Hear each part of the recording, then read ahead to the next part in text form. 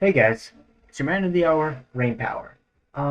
Today I have an idea that I want to spitball with you all. Kind of a little series concept. Who knows how it goes? The series concept being costume redesigns and reasoning for why it work. Um, it's not really the most unique. Oh, sorry. Unfortunately, the first design won't be the most unique idea because there are a lot of people who try their hand at making their own designs for this character, and that character being one of my favorites, the Batman. So, what would my ideal Batman design appear as?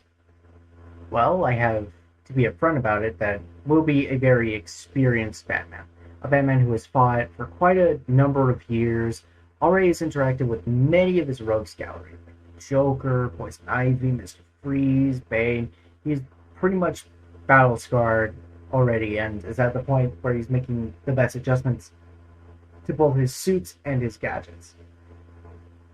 Also, this is a very scripted video just because I think I kind of need to be precise on my talking points here. And there are going to be quite a number of design choices for the suit, but there will also be some design choices for the type of gadgets that he's carrying around as well. So, so what does a basic design for this interpretation of Batman appear as? Well, it's essentially the Batman Arkham Knight suit, the one that he receives at the beginning of the game, mixed kind of with the Injustice helmet, but also keeping kind of like the ears of the Arkham Knight suit. Um, there, uh, there are quite a number of slidable pieces: the eyes, the chin, and the inside of the left arm. And move on to that. There are also a couple of detachable pieces, um, which I'll also get into later.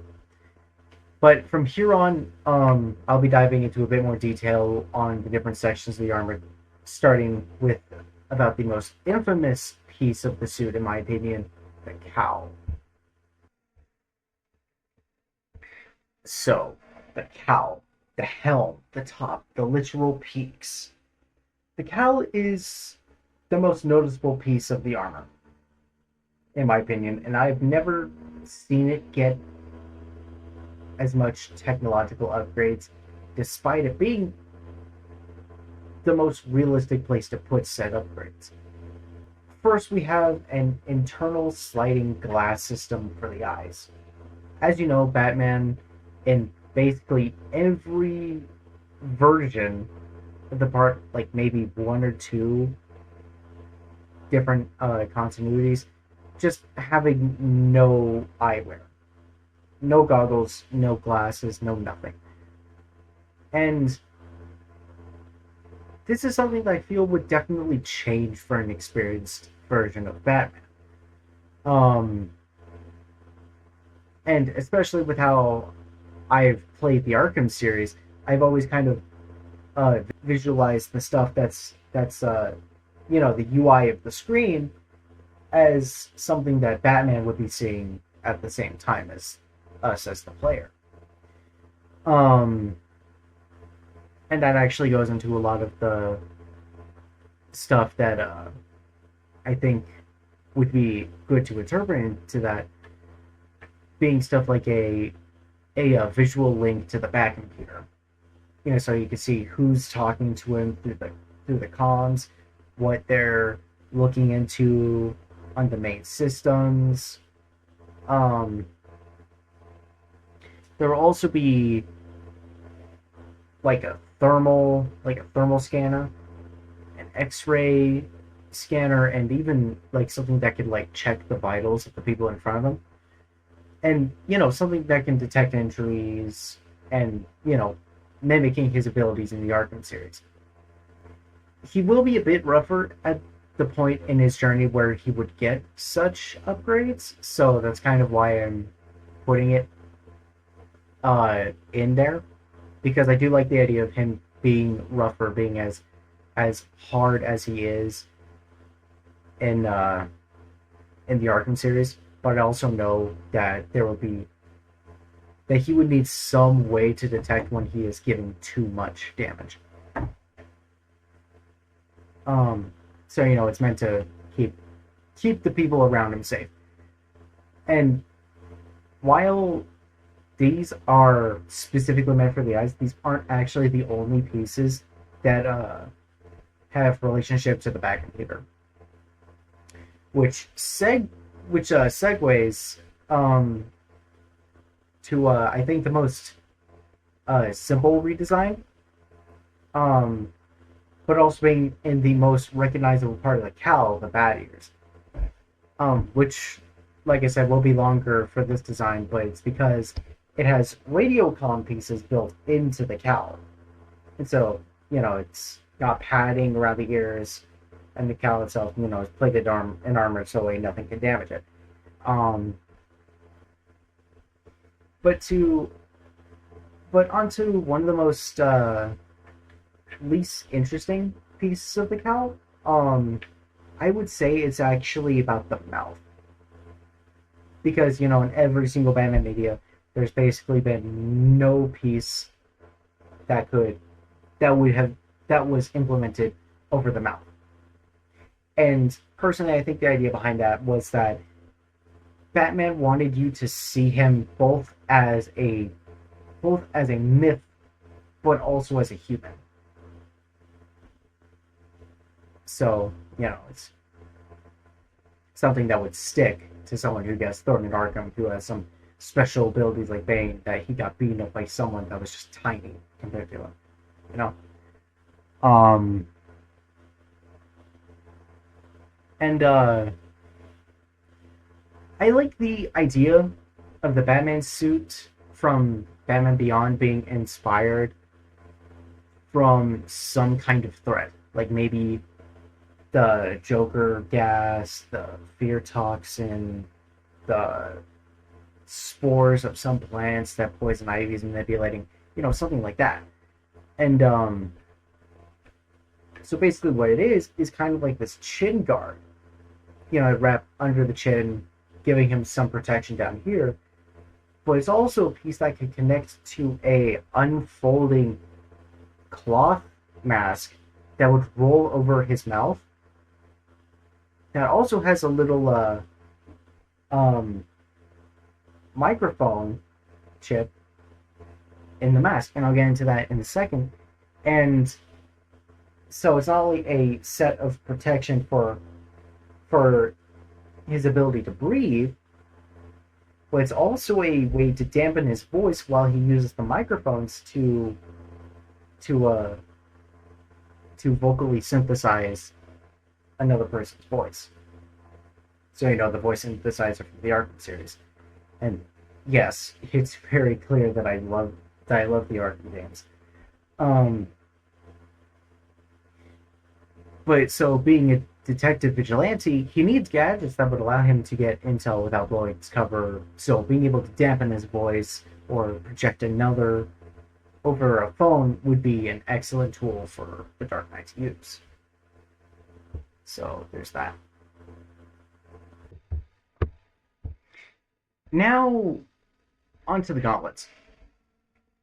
Besides the hobby of smashing Joker's nose in, this is one part of the suit that has been shown to get upgrades on occasion, two of which from the Arkham series are going to be implemented, and some which have been turned from handhelds to computer pieces that will be used in the gauntlets.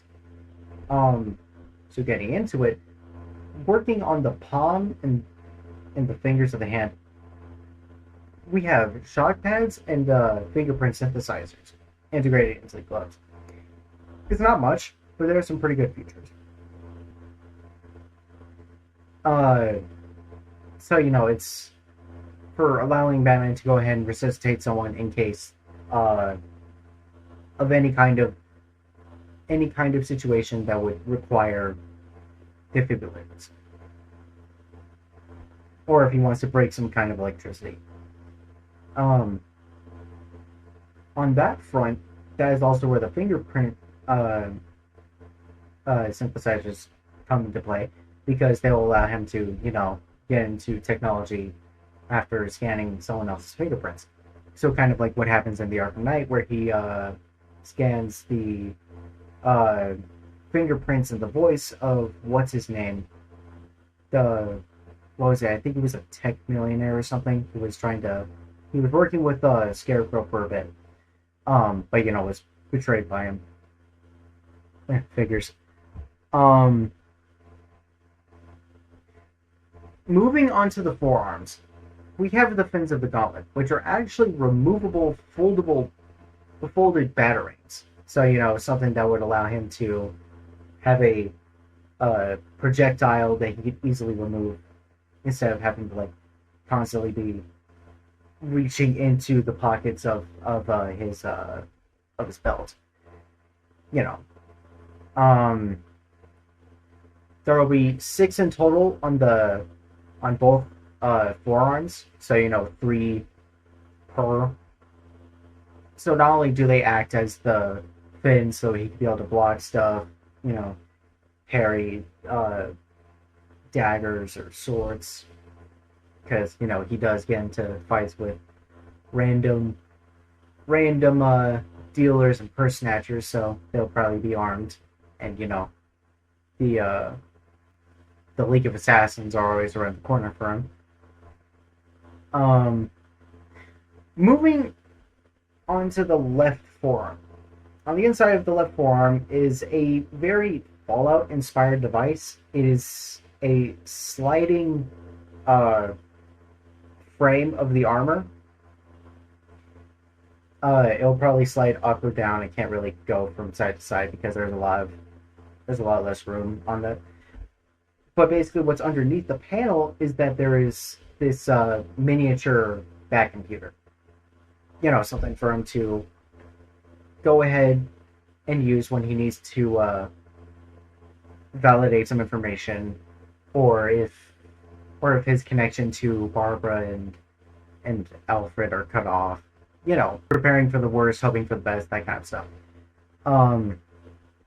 Talk about the stuff that's also within the back computer, and that is the decoder, the cryptographic sequencer, and the hacking device that were used in, guess what, the Arkham series.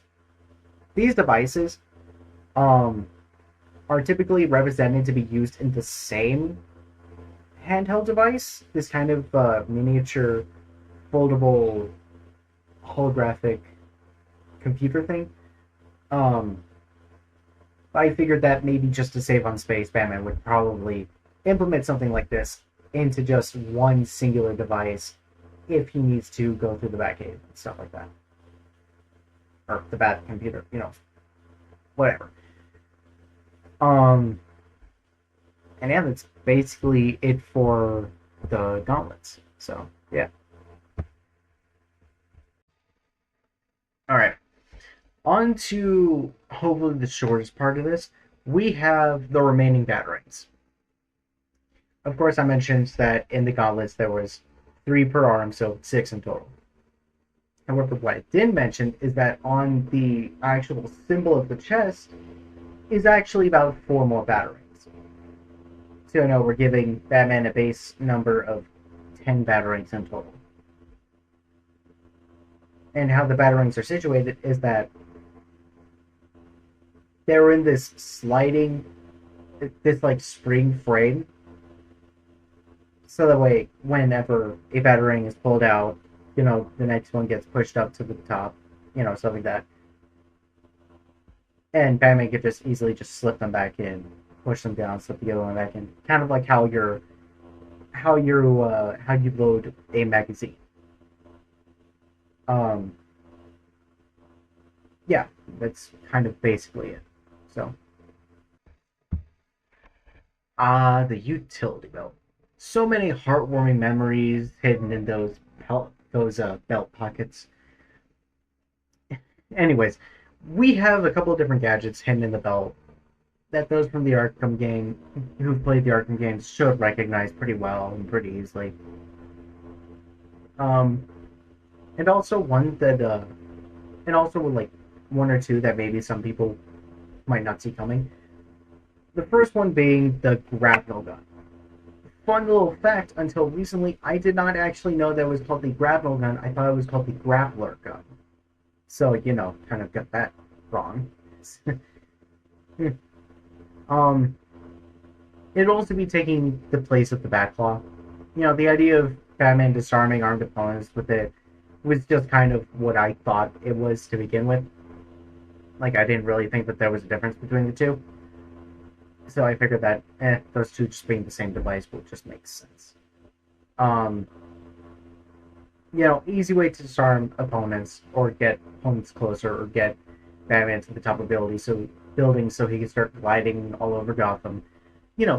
Stuff like that. The next one is going to be pretty out there, but it's actually a kryptonite knuckle duster and surgical blade.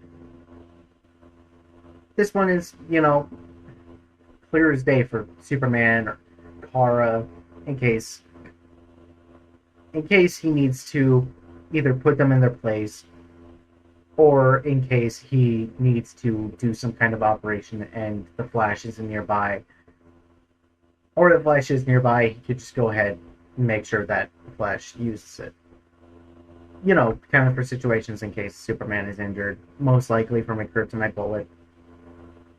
And yeah, that's basically it for that. I'll go ahead and kind of like describe where most of the reference pieces that I got are from in the end of the video.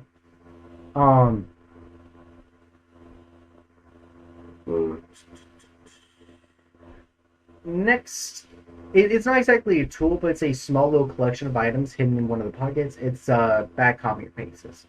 Simple enough. It's just earpieces for situations like in the Arkham Knight where he has to give someone a way to communicate with them, or the Bat computer, or the other members of the Bat family, stuff like that.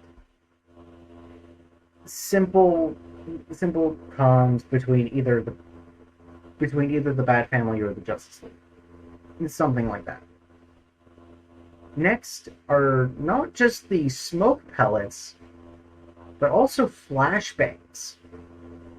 Now this is a pretty crazy one, because this one's a lot different, because it's one thing to just blind someone to where you are within a dust cloud. It's another thing to blind someone entirely, and that's kind of the point of it, is to give Batman more reassurance that he can be able to get out of the situation without anyone being able to tell where he went,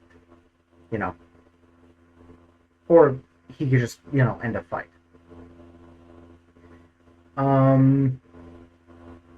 Next we have the line launcher, a device that allows Batman to connect two walls with a type rope that he can crawl across. Something to be stealthy. And not last, but we have the explosive gel. Of course, a lot of these are from the Arkham series, but that's all because I figured that this would be things that Batman would probably be using the most. And so, don't worry, the gauntlets are reinforced enough in case he needs to break a Titan Joker's jaw. For those who played Arkham Asylum, you know where I went with that. And the last one that I figured that he would stash in the utility belt would be a pretty different one, but it's a material analyzer. So basically, anything that he finds that he needs for his investigations, he could be able to identify what it is, where it came from, who built it, and most importantly, whose fingerprints were on it. Because for those who remember the Deadshot quest in Arkham City, you know that he was able to basically piece together what it was, and we saw this little collage of different images of like the bullet spinning around, and like and like a fingerprint on it. It's like, well, how would he be able to know this? Because bullets, they tend to look the same. So being able to have a device that would you could just slide something in and it slide out, and you'd be able to get accurate information of what it is off it would be pretty handy. And so that's about it for the gauntlets.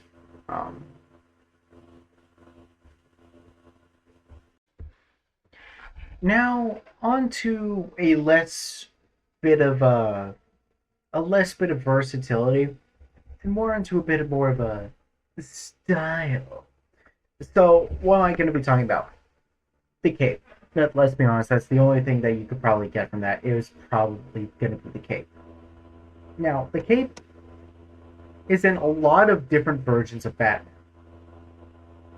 Not all, considering it was, kind of dropped for Batman Beyond, and the design for Batman with Terry McGinnis. I know that there's been a couple others, but I can't really get them. I can't really think of them off the top of my head. Dawnbreaker. I think the Batman Who Laughs also kind of rejected that idea. I don't know. There's a lot of different. There's a lot of different Batman out there. Some of them are going to be capeless. I think there was also like a pastor Batman or something. I can't really remember. But so basically, what is the difference between this cape and other capes?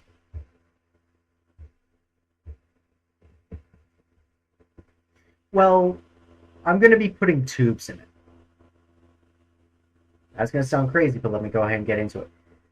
If you know what oobleck is, it's kind of like this material. It's a liquid, but turns into a solid if it's hit with something. And kind of like the idea behind this one is it's put in like it's put in like this tube made of some kind of material, probably a level of probably mostly a rubber tube on either side of the cape with like an end point that'll be magnetic. And I'll go ahead and get into that in a second. And there's also going to be two magnets hidden at the bottom of the cape. So 2 poles, one for each side of the cape, and then 4 magnets, one at the end of each pole, and then 2 in the middle of the cape at the bottom. Seems simple enough. But basically, it's going to be like this engineered version of Oobleck, so it's going to be a bit different. And the reason why comes from its other change, and it's the magnets. Because if you activate the shock pads on the gauntlets in the right circumstance, or activate like a different setting, it'll actually magnetize the gauntlets, and the magnets on the end of each pole will go ahead and fly up and connect with the gauntlet. So Batman has like a way to actually like stick it to himself so he's able to glide, and also so he can use it as a stun device like he does in the Arkham games. If you can't tell by now, I really do like it. But so what about the magnets in the middle of the cape? Well, simply enough, to glide. There's really only going to be one change to the boots, and it's that the back of the boots, the backside of the boots, is actually going to be magnetic. And they're going to be tied to the gauntlets. So whenever that same trigger on the gauntlets is made, that magnetizes the oobleck tubes to the gauntlets, the same will happen to the 2 magnets that are on the bottom of the cape. In total, it's a design that allows the cape to still wave when it's in the air, but also gives them a lot of function because of the versatility of being able to be turned into a stun device and a glider at will. Um, so yeah, that's basically it for that. So there is one last change that I think I would potentially make. Now, it's going to be a pretty unique one, and it's one that I don't think would actually be integrated.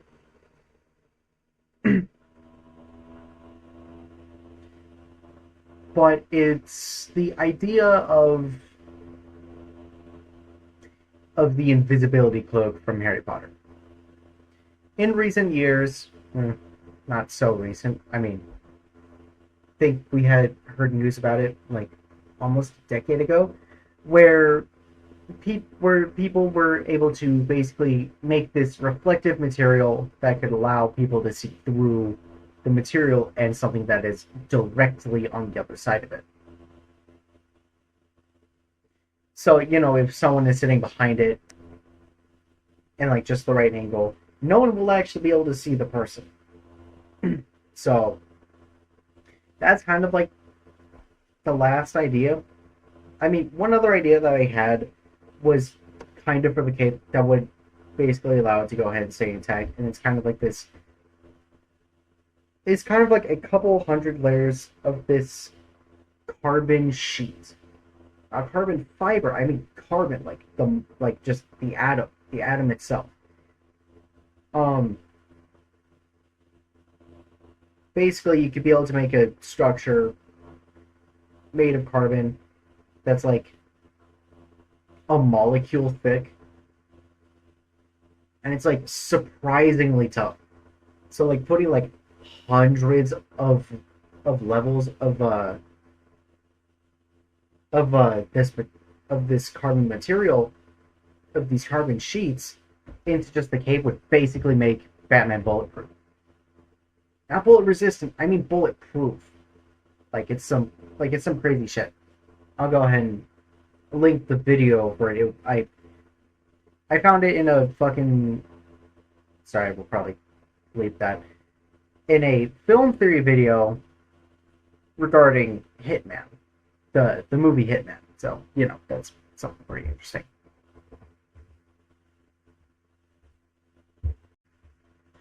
So, into the last big section of this video, the world building.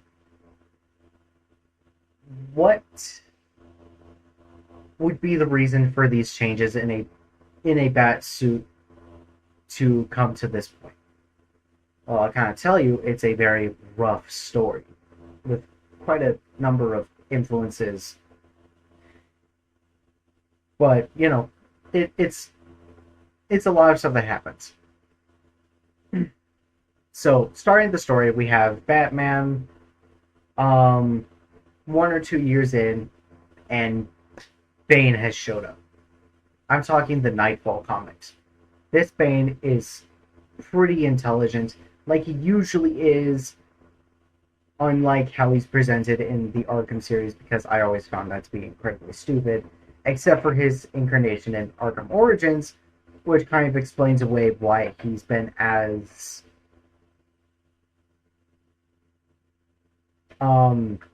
not as mentally stable in Arkham Asylum and Arkham City. And that actually kind of has some influence on the story. But so the Nightfall comics happen.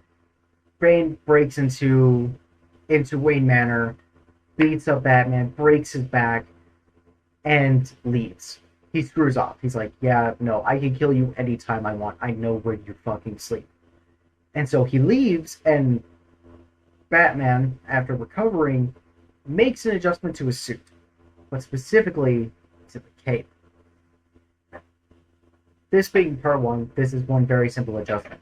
He makes the oobleck tubes so he can be able to throw it behind him, and when something like Bane's knee comes up behind him, the cape will react and turn into a stable plane for Batman's back to land on. I'm not saying Bruce because I follow the idea that Bruce Wayne is the mask, Batman is the person. Because, that kind of just makes sense for the character. That is who Batman is. That is who Bruce Wayne is. But he also realizes at this point, because he hasn't actually started like doing like the gliding stuff that he's done in the Arkham games, he realizes that he could be able to use the tubes as like a way to be able to hold the cape out without struggling too hard, so he can like glide over the city. And so he kind of makes the magnets, straps them to the tubes. He tests it for a bit and realizes they can be used as stun devices. So there's that. That's basically like the inspiration behind that in Batman's mind. So he goes out, beats up Bane, takes his vengeance on him, going like, "Yeah, I'm putting you in your place," and so and so. A couple years later, he has adopted uh, Jason Todd and Barbara Gordon into being his Robins. In this version of the story, Dick Grayson does exist, but it's that Batman found him at a later point in life. So the Flying Graysons did die, it's just that they died later in the timeline. So Dick Grayson was basically an adult like he was when he first found Batman. So he spent like 1 or 2 years after the events of what happened between Bane and Batman, and then he left for Bloodhaven.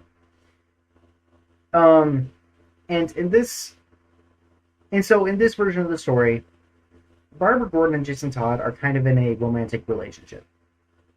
There is no Dick Grayson, and the two kind of like pair well, even though they don't think the same. Jason Todd is just as arrogant as he was in the comics before Death of the Family. So it's pretty related to that. And so the three of them are going ahead and fighting Poison Ivy. And she ends up using a bunch of these spore plants. I'm not sure what they would be, but they basically nearly knock Batman out. They dispatch her, and she gets arrested and sent off to prison. And Batman goes home and starts making the mask. He makes the mask so the way they can be able to survive tougher environments, so that way they don't have to worry about breathing in some kind of toxic chemical that will knock them out. Whilst this happens, though, speaking of comic books like Death in the Family, Joker shows up at Gordon's apartment and shoots Barbara. So, the Killing Joke.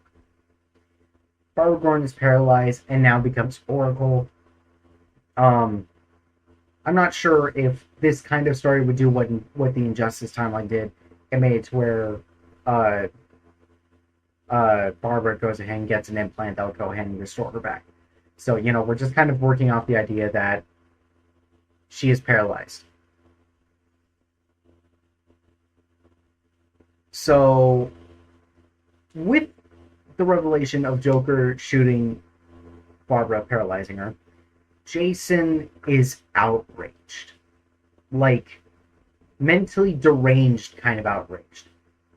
And so he goes out and searching for the Joker, and surprise, surprise, Jason gets kidnapped, beaten, and then blown up. Batman isn't able to get over it like Barbara is. Because while Barbara was in a relationship with him, a committed relationship with him, she didn't know him as long as Batman did. And Batman really mourned. Like, he started getting rage because he didn't know how to, handle it. Kind of Batman's entire idea of mourning is kind of rage to begin with, considering the reason why he is Batman was because his parents were shot by Joe Chill. So really, the entire point of him being Batman is a revenge plot to mourn for his parents. And he kind of fails to do it constantly. Because, yeah, he puts away villain after villain, but it doesn't satiate that lust for rage-filled vengeance within him. Because in this Batman's mind, the only way that he could truly be satisfied is if Joe Chill is permanently out of commission. But he won't step down to that level, so his rage goes elsewhere. But with Jason's death, he is super rage-filled, to the point where he nearly kills Joker when he's supposed to arrest him at the end of the situation regarding Jim Gordon. Because, of course, this is more so a Killing Joke story with a slight bit of death in the family just mixed in. So the end is still Jim Gordon going, hey, I want this done by the books. I want him defeated, knowing that he failed to turn me. And Batman approves, but he's very hesitant when he's arresting him. Cut to a couple months later, Batman still hasn't finished mourning for him. He's still very upset over it, to the point where he nearly beats someone to death. A simple purse snatcher. And seeing the terror and pain in this random purse snatcher, Batman decides that he basically lost the fight against Joker because he nearly killed someone. Someone who, mind you, wasn't even deserving of the brutal beatdown that he was getting. He just needed to be tripped and, clear button press, just simple knockout. Simple concussion, simple blackout, that kind of thing. And so Batman thinks to himself, well, how can I make sure I don't do this again? How do I make sure that I do not hurt someone like this in a way where I could, delete them?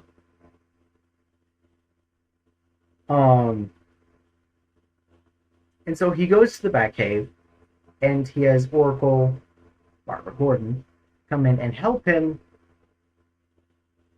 by making the slidable glasses that will be able to detect the vital signs of the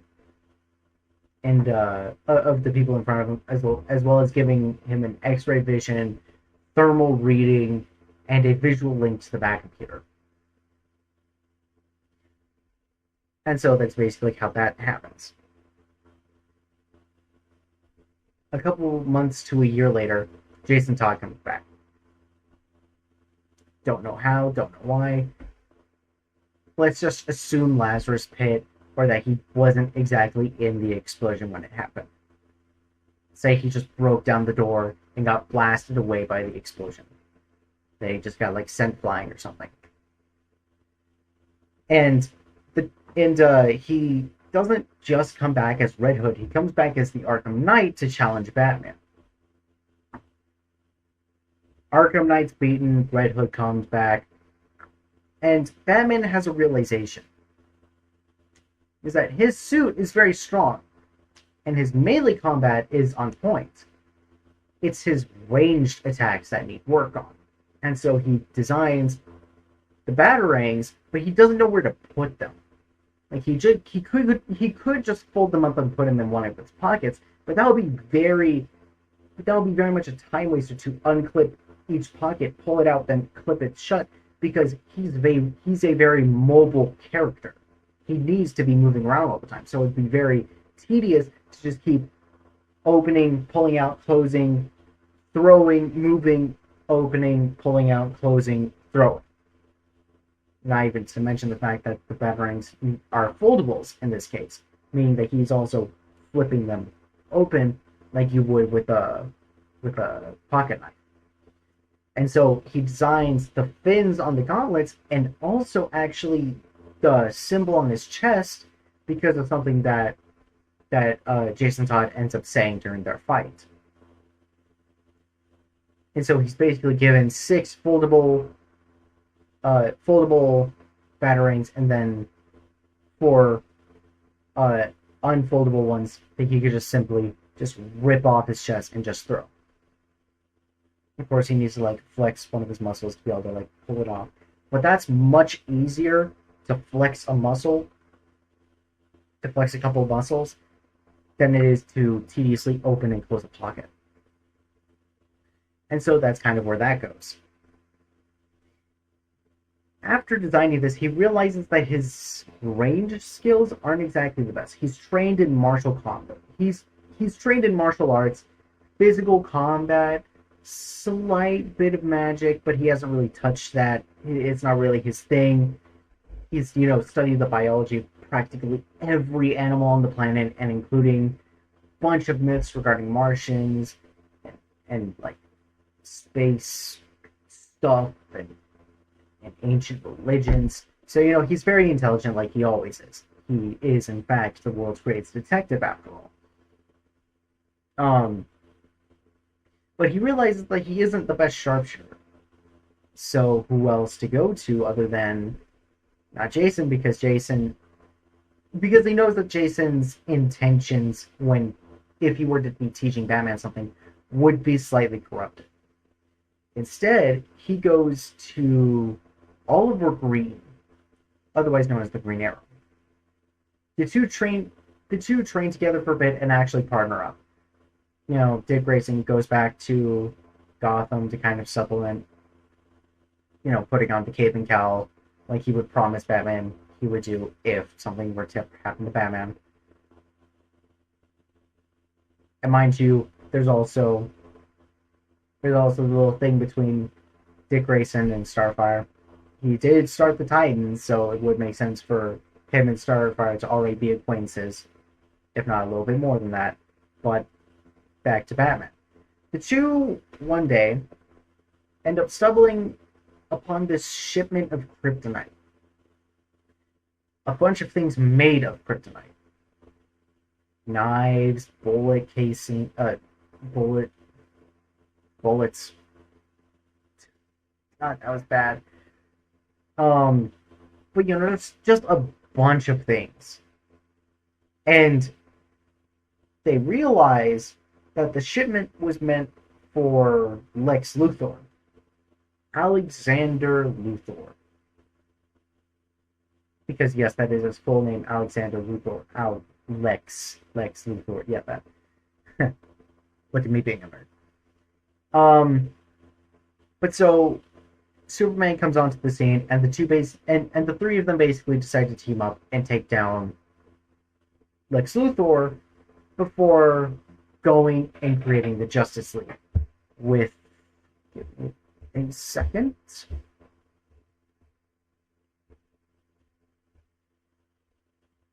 They go ahead and build the Justice League with the Flash, Wonder Woman, Shazam, Lantern, Martian Manhunter, Cyborg, Aquaman, Hawkman, and weirdly enough, Detective Chimp.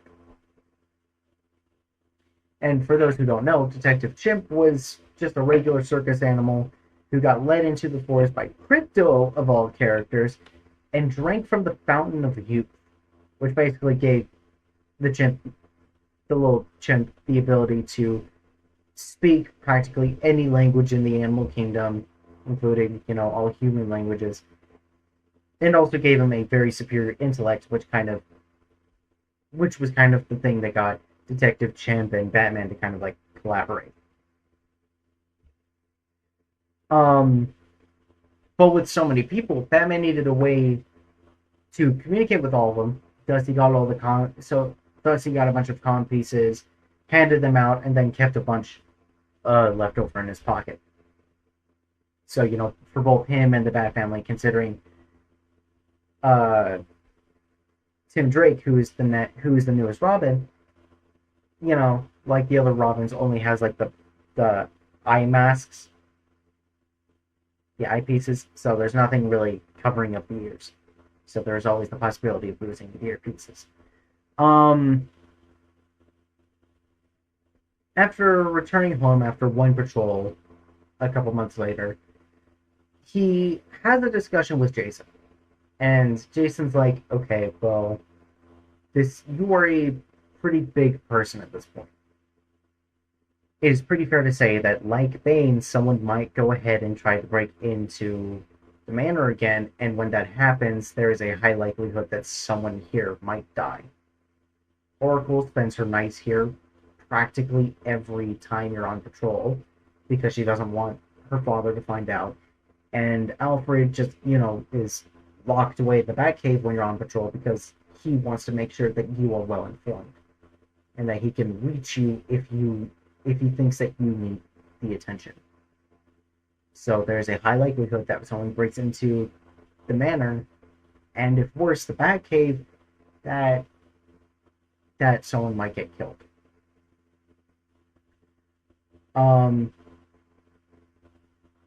Batman agrees with this idea and ends up actually developing the Brother Eye protocol so he can be able to start looking over the world and keeping track on all the heroes and villains that are there. And he also decides that would probably be the best to implement a form of Bat computer into his gauntlets. Hence, he and Barbara went ahead and built the simple little miniature Bat computer into his wrist. With the abilities to be able to decode things, to lock onto different radio frequencies, hear them, and the ability to hack certain devices from under numerous security branches, because that is what Batman does. At least in the Arkham games, that is. He also begins his preparations in case any of the Justice League were to turn, and hence why he has a kryptonite knuckle duster and a kryptonite surgical blade hidden in one of the utility belt pockets.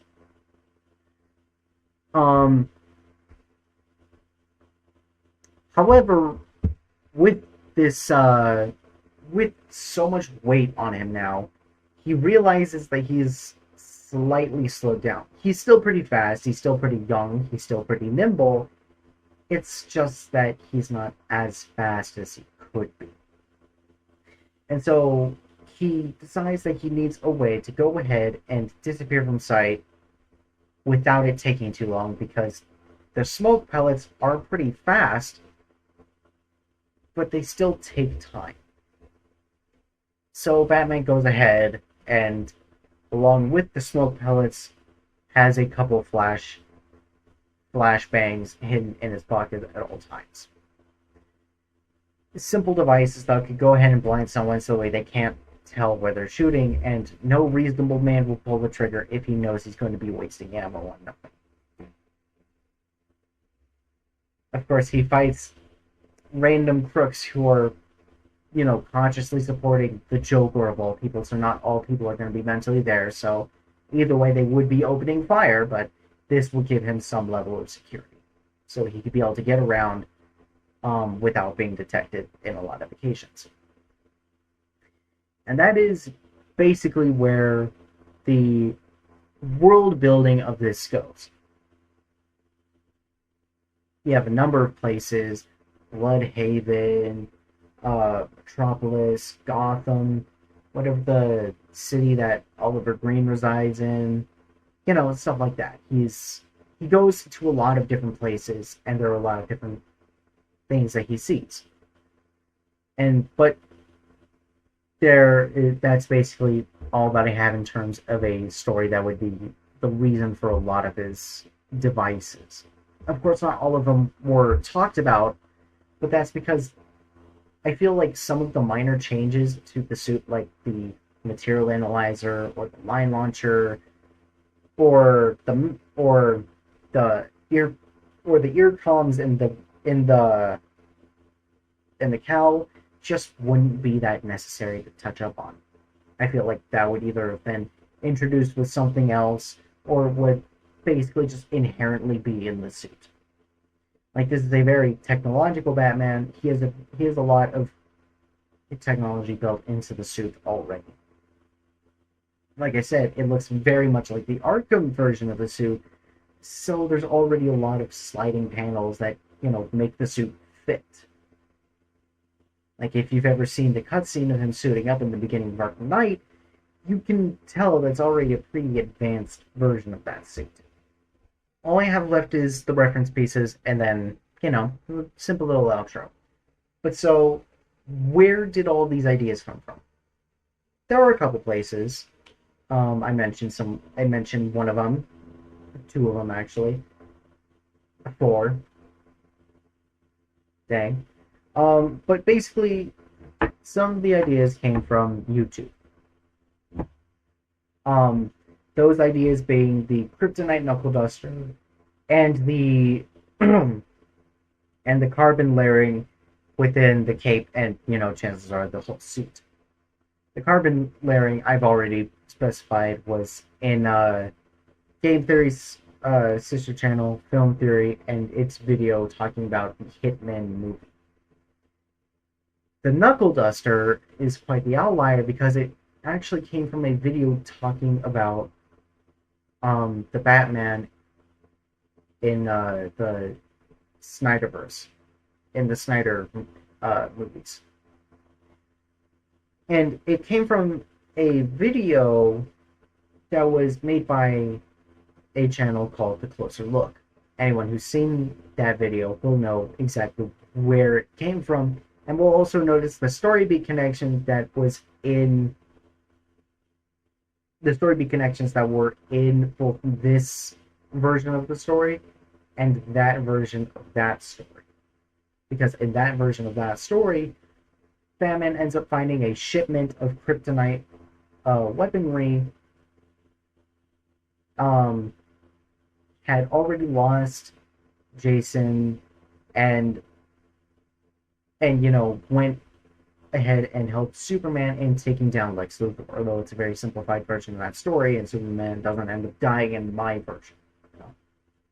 He also doesn't end up, teaming up with half his assassin rogues gallery. Other than that, we of course have the Batman Beyond series.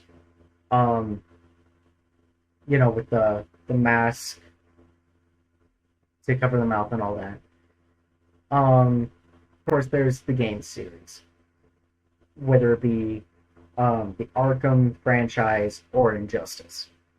Both of them, both have some level of connection, even if the Injustice one is just in design concepts.